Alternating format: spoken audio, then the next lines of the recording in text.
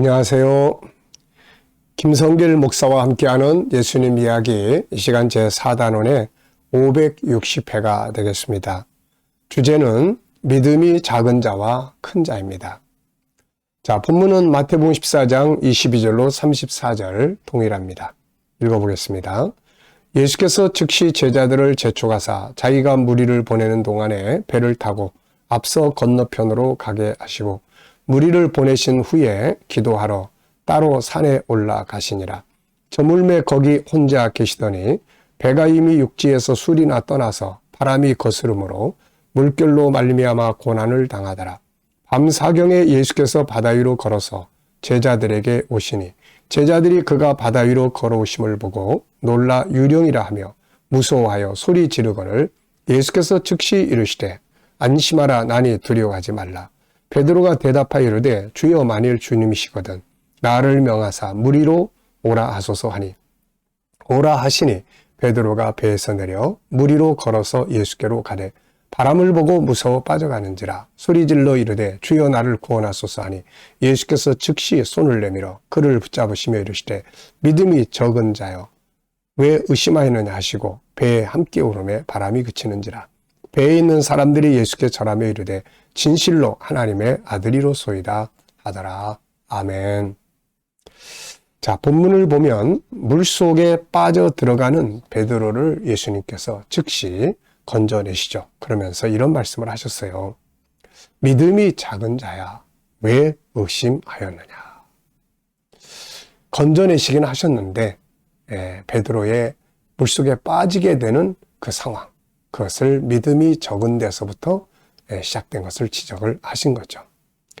자, 본문 내용을 보면은 베드로의 두 가지 부분이, 두 면이 나타납니다. 하나는 아주 믿음이 굉장히 컸을 때의 상황이에요. 이때는 무리를 걸었죠. 사람이 바다 위를 걷는 것은 사실 인간적으로 보면 불가능한 거죠. 이거는 그래서 기적이라고 합니다. 그러니까 이 기적을 일으킬 수 있는 믿음, 이게 이제 큰 믿음이죠. 이때 베드로를 가만히 보면은 그의 믿음이라는 것이 뭘까를 가만히 놓고 보면은 우선은 모든 게 다 예수님에게만 막 집중이 돼 있는 것 같아요. 예수님에게. 그래가지고 야, 주님이다 하는 것을 알게 됐을 때 그냥 예수께만 시선이 다 집중이 되고, 또 하나는 그분이 하신 말씀, 오라 하시는 이 말씀에 집중했던 것 같아요. 우리가 뭘 할 때 어떤 일에 막 집중을 하잖아요. 그러면은 집중을 하면은 딴 사람이 하는 말이나 행동이 눈에 들어오지 않습니다. 무슨 말을 해도 몰라요. 그래서 가끔 저도 뭔가 깊이 생각에 집중할 때 우리 집사람이 뭐라고 이야기를 하면 못 알아들어요. 그러면 그것 때문에 이제 야단 맞을 때도 있죠. 아니, 왜 못 알았냐? 내가 지금 딴 거에 집중하다가. 우리가 어떤 목표를 향해서 집중을 하면은 주변의 상황이 잘 안 들어오게 되는 거죠. 그래서 이때 당시에 이 베드로의 믿음은 예수님께만 시선이 집중되어 있고 그분의 말씀에만 딴 생각 안 하는 거예요. 뭐 바람이고 파도고 이게 눈에 안 들어와. 오직 예수 한 분만 보는 거예요. 그리고 그분을 향해서 가려고 하는 그 간절한 마음, 그분한테 가야 되겠다 하는 그 간절한 마음, 그리고 그분이 오라 하신 그 말씀에 매여서 딴 거 아무것도 생각 안 하고 그것만 딱 하는, 이때 기적이 일어난 거죠. 그래서 이 믿음을 우리가 바로 큰 믿음이다, 이렇게 이야기를 합니다. 이런 믿음은 기적과 초자연적인 능력들이 나타나게 되는 거죠. 자, 성경에는 이런 믿음을 가진 사람들의 이야기가 많이 나타나요. 우선 마태복음 8장을 보면은 백부장이라는 사람이 등장을 합니다.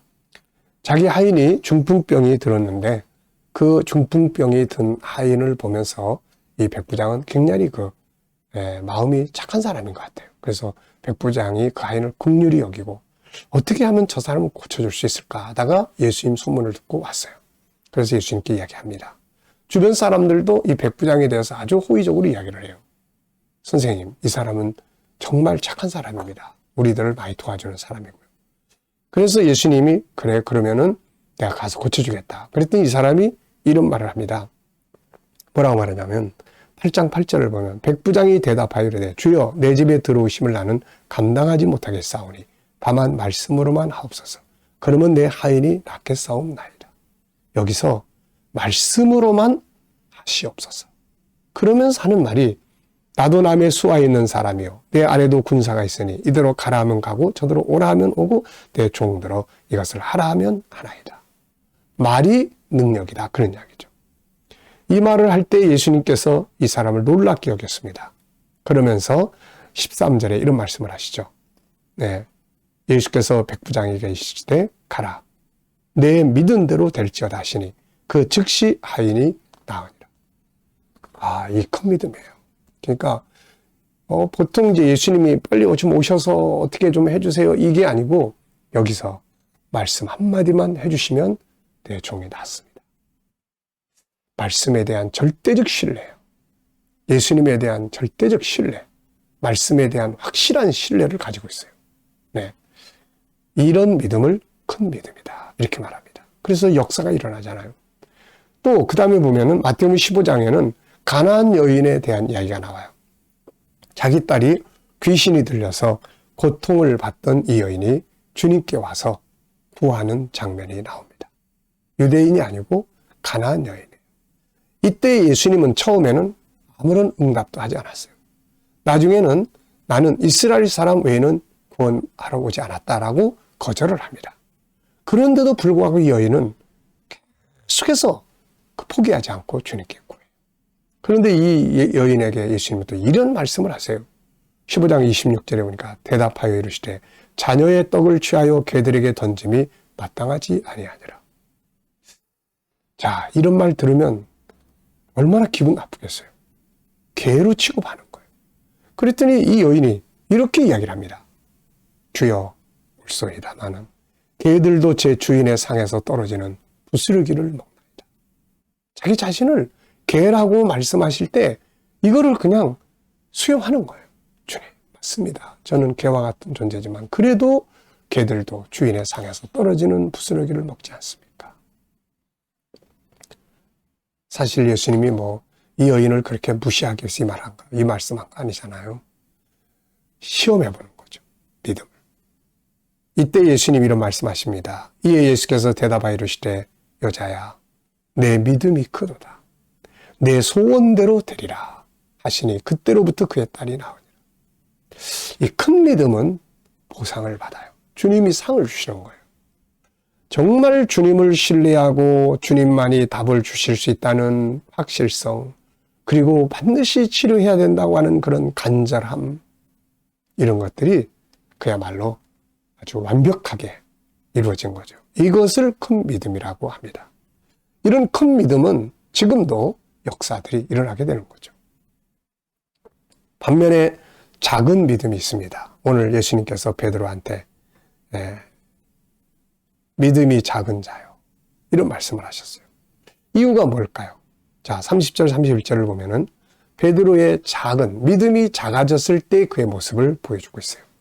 믿음이 컸을 때 그의 모습을 보면은 주님께 시선이 집중되고 오직 말씀에 매여서 딴 거 생각 안 하고 가는 이거 큰 믿음, 바다 위를 걷는 기적을 만들어. 그런데 작은 믿음이라고 지적을 받을 때의 내용을 보면은 30절에 보면 바람을 보고 무서워 빠져가는지라 소리질러 이르되 주여 나를 구원하소서. 자, 이때 그의 믿음을 보면은 바람을 보고 있어요. 바람. 큰 믿음일 때는 주님을 봤는데 작은 믿음일 때는 바람을 보는 거예요. 바람. 네, 환경을 보는 거예요. 큰 믿음은 오직 주님을 신뢰하고 주님께만 시선을 집중하는데 작은 믿음이 작아질 때는 세상 보는 거예요. 사람 보는 거예요. 환경 쳐다보는 거예요. 그러면 그냥 어떻게 됩니까? 낙심되고 또 좌절되고 막 푹 빠져들어가는 거예요. 내 믿음이 좀 큰 믿음이었을 때는 하나님이 뭔가 하시는 확신을 갖고 소망 가운데 기뻐하고 자신감을 갖고 담대하게 막 이러다가 믿음이 또 작아져 버리면은 또 이제 이렇게 절망 속에 빠지게 되고 막 이렇게 돼요. 그래서 큰 믿음일 때는 주님께 시선을 집중하고 말씀에 매고 주님에 대한 신뢰와 그리고 간절함이 주님께 향하고 있는 거예요. 그런데 믿음이 작아질 때는 바람 보는 거죠. 세상 보는 거예요. 지금 바람을 보고 파도를 보면 안 빠질 사람 없거든요. 이게 다 누구나 마찬가지예요. 주님을 향하던 시선이 바람을 보게 되고 말씀에 매이던 것이 자기 경험이나 지식으로 바뀔 때 믿음은 한없이 작아집니다. 이때는 시험에 빠지고 문제 속에 빠지고 두려움이 생기고 의심이 일어나기 시작해서 회의에 빠지게 됩니다. 이런 상태를 작은 믿음이라고 합니다. 자, 무서워하는 마음, 주변을 보면 떨리고 그러잖아요. 주님을 신뢰하지 못할 때 이런 믿음들은 다 작은 믿음들이에요. 이런 믿음은 주님의 역사를 보지 못하는 것이죠. 그래서 우리는 큰 믿음을 가질 수 있도록 훈련하고 노력도 하고 해야 합니다. 큰 믿음은 주님께 대한 절대적 신뢰, 주님은 하실 수 있다는 확실성, 그리고 세상 문제를 보지 않고 오직 주님을 보는 시선의 집중, 그리고 말씀에 매이는, 말씀에 집중하는 마음, 그리고 포기하지 않는 간절함, 이런 것들이 바로 큰 믿음의 요소들입니다. 우리 모두가 다 이런 큰 믿음을 가지고 세상을 승리하는 자들이 다 되시기 바랍니다. 이 시간 말씀 여기서 마치겠습니다. 감사합니다.